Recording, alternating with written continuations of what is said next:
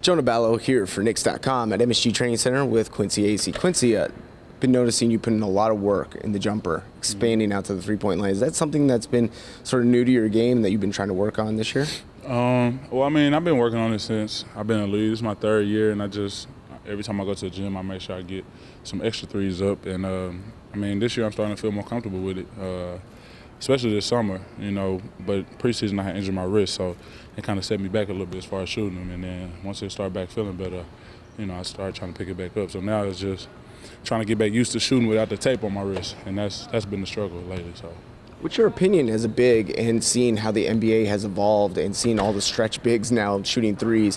Is that something do you think is almost a necessity if you're going to be playing down on the blocks and also be able to stretch out to the three-point line? I just think it's an advantage. I mean, if, I play the way I play, high energy, under the rim, offensive rebounds and stuff, and I could hit a three, I think that just adds to my value and, could give me some more minutes on the court. So definitely, to answer your question, I think, it's a benefit. How about space as well? It seems like a lot of teams are kind of going to that 4-out, 1-in sort of offense and allowing their guards to penetrate to it. It's got to help in that way for your guards too. Definitely. It helps in that aspect. And, with our offense, it's all about spots and spacing and stuff. So if I get to a spot and I can hit the shot, I'll take it. A lot of my shots I've been taking have been open. I don't make them all, but it's just it's just getting comfortable in the game. With shooting, because in practice I feel good. It's new for me getting that many shots in the game. So if I'm open, I take it. They encourage me, so I don't want to shoot bad shots. So. Always shoot them when you're open, right? Yeah, but I haven't done it my whole life, so it feels weird if I miss a couple. It feels like I'm out there jacking. So it's just getting used to it. It's new for me. That's an interesting point because it's a weapon sometimes regardless, even if you're making them or not, like that spacing we talked about. You're an energy guy and we see you in the back area of the locker room and kind of keeping morale high. Has that been a focus for you this season with kind of how things have went this year? Yeah, I mean, this is my third year, and each year I've been in, I don't think I've had over 35 wins. So, I've been on losing teams, and I know how the morale can get down. So I just try to be the guy that always keeps the spirits high, always, uplifting, keep a smile on people's faces, but know when to be serious as well. So that's one thing, never get down. It's a blessing to be in this game and be able to just play at this level. So I just try to keep everybody's minds focused on, the positive. Does it present an opportunity for some guys to galvanize and come together, and you kind of see who really can things are great when you're winning, right? Mm-hmm. Everybody's happy, but you really see the true test of a guy's character when things aren't going well. And do you see that throughout a season like this and maybe on your previous teams? Yeah, I mean, when adversity hits, that's what, makes test people's character. So we're going through a very tough time right now, not winning. So see what we made of. And, guys are keeping morale high, but,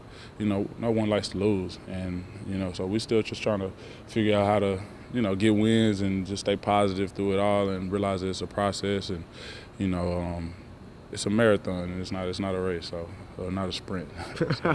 It's interesting, and I don't know if there's an easy answer to this question. I asked Lou in the locker room the other night, you have 24 points that are out of the lineup. You have about 7 rebounds with Amari leaving and Melo.